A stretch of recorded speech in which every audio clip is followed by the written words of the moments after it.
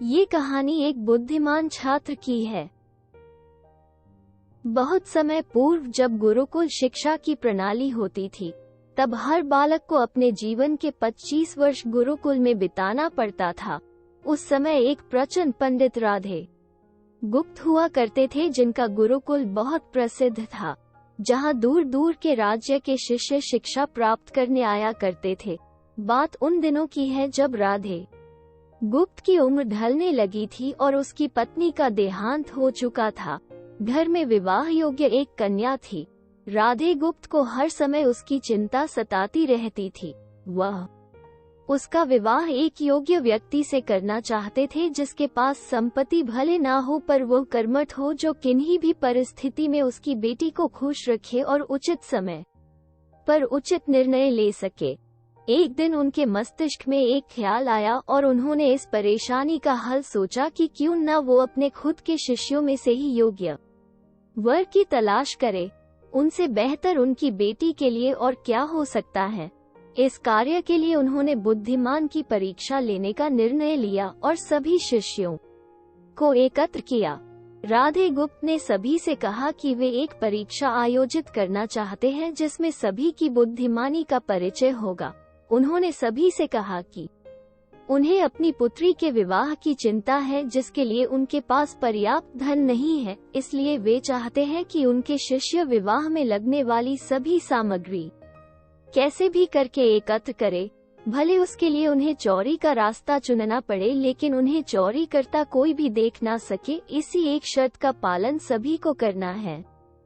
अगले दिन से सभी शिष्य कार्य में जुट गए। रोजाना कोई न कोई तरह तरह की वस्तुएं चुरा कर लाता और राधा गुप्त को दे देता। राधा गुप्त उन्हें एक विशेष स्थान पर रख देते, क्योंकि परीक्षा के बाद ये सभी वस्तुएं उनके मालिक को वापस करना जरूरी था, क्योंकि वे अपने शिष्यों को सही ज्ञान देना चाहते थे।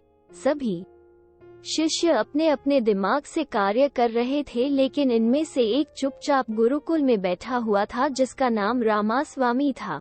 वो राधा गुप्त का सबसे करीबी और होनहार छात्र था। उसे ऐसा बैठे देख राधा गुप्त ने इसका कारण पूछा।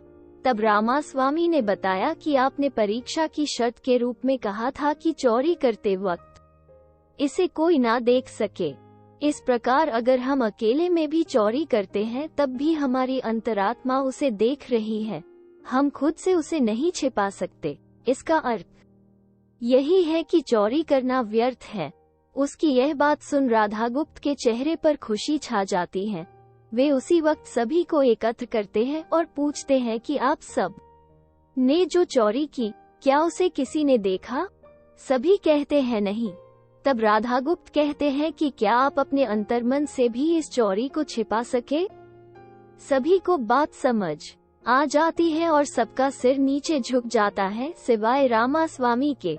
राधा गुप्त रामास्वामी को बुद्धिमानी की परीक्षा में अव्वल पाते हैं और सभी के सामने कहते हैं कि यह परीक्षा मेरी पुत्री के लिए उचित वर तलाशने के लिए रखी गई थी। इस प्रकार मैं रामास्वामी का विवाह अपनी पुत्री के साथ तय करता हूँ। सभी खुशी से झूम उठते हैं। साथ ही चुराई हुई हर एक वस्तु को उसके मालिक को सौंप विनम्रता से सभी से क्षमा मांगते हैं। कहानी की शिक्षा।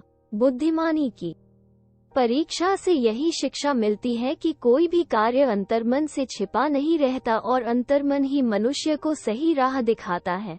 इसलिए मनुष्य को किसी भी कार्य के सही गलत के लिए अपने मन को टटोलना सबसे जरूरी है।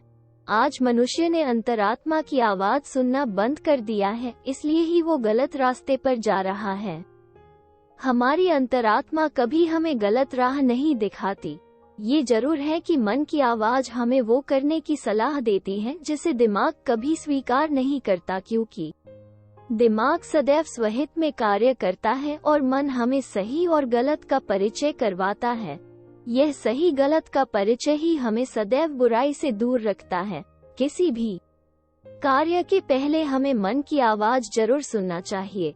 इस परीक्षा के जरिए राधा गुप्त ने अपनी पुत्री के लिए एक उचित वर भी तलाश लिया और शिष्यों को जीवन का अमूल्य ज्ञान दिया। आज के वक्त में कोई भी शिक्षक एवं शिक्षण पद्धति मनुष्य को धन कमाने तक का ही ज्ञान देते हैं।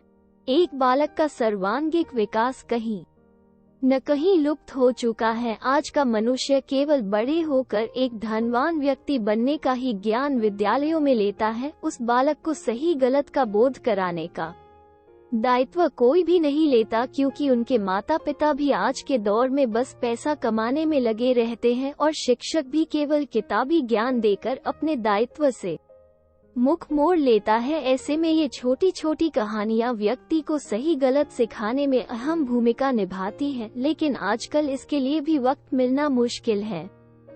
यह एक गंभीर समस्या है जिसके फलस्वरूप आज के बच्चे आसानी से गलत राह पर चलने लगते हैं और उन्हें इसका भान तब होता है जब वे पूरी तरह ग्रस्त हो जाते हैं। अतः जरूरी है कि हम सभी आज की पीढ़ी को ज्ञानवर्धक बातें भी सिखाएं।